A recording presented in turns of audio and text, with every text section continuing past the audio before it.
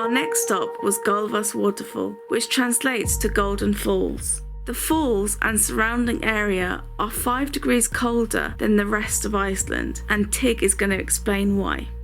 The reason why it's 5 degrees colder here than the rest of the area is because here there's a big glacier and the wind blows across the glacier and the air basically super cools and then hits you 5 degrees cooler than the rest of the area. So our next stop is Gulffoss Waterfall. I can hear it rumbling, but I can't see it yet.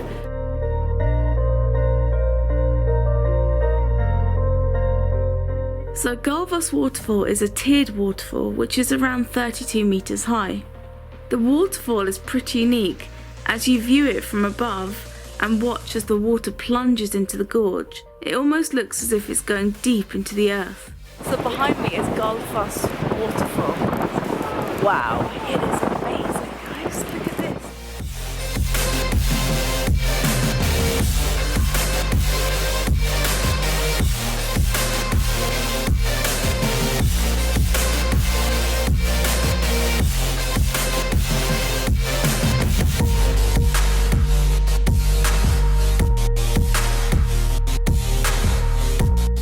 Next we made our way to the beautiful Secret Lagoon, which is the oldest swimming pool in Iceland, dating back to 1891.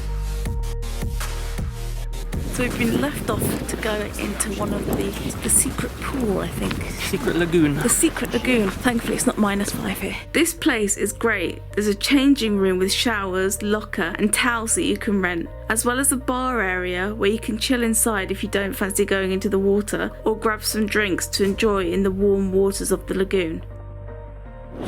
So we are in the secret pool, Secret Lagoon, I can't express how warm it is. Outside though is absolutely freezing cold. This is it inside, it's so nice. You have to experience it because the camera doesn't do it justice.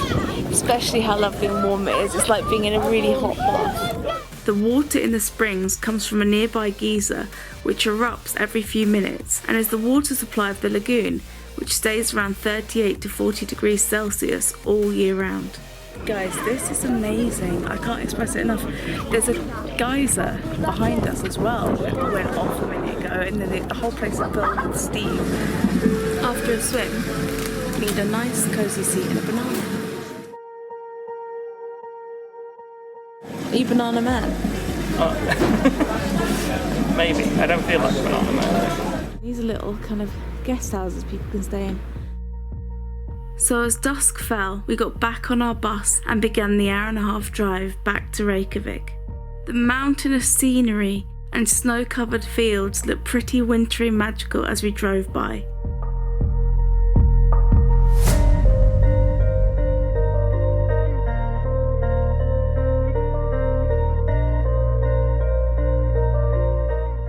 It wasn't long before we saw the lights of the city glowing in the darkness.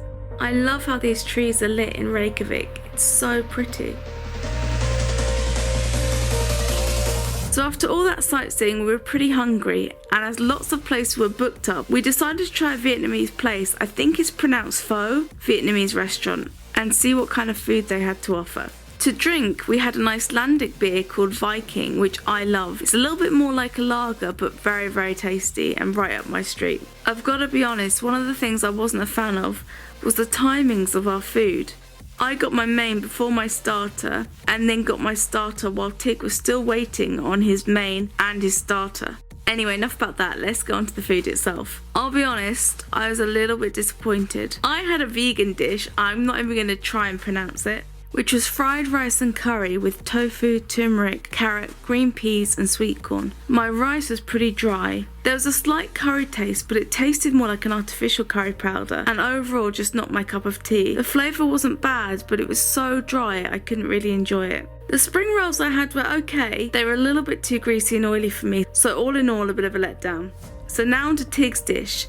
He had the faux beef deluxe soup, which is basically beef and rice noodles in a clear broth. The beef is simmered for 10 hours with grilled ginger, charred onion and spices to make the broth. When Tig eventually got his food, his experience was completely different to mine and he really loved his dish. The soup was full of flavour and the meat was really tender. The vermicelli noodles really soaked up all the flavours of the broth and he absolutely loved it. So Tig's spring rolls are kind of similar to mine. He had meat spring rolls, but he found them to be quite oily as well, so a bit of a flop for the spring rolls. But at least we got some food to eat. So after our meal, we were so tired we headed back to our hotel. A great day exploring, but for now, it was time for bed. Night night guys. Catch you next week.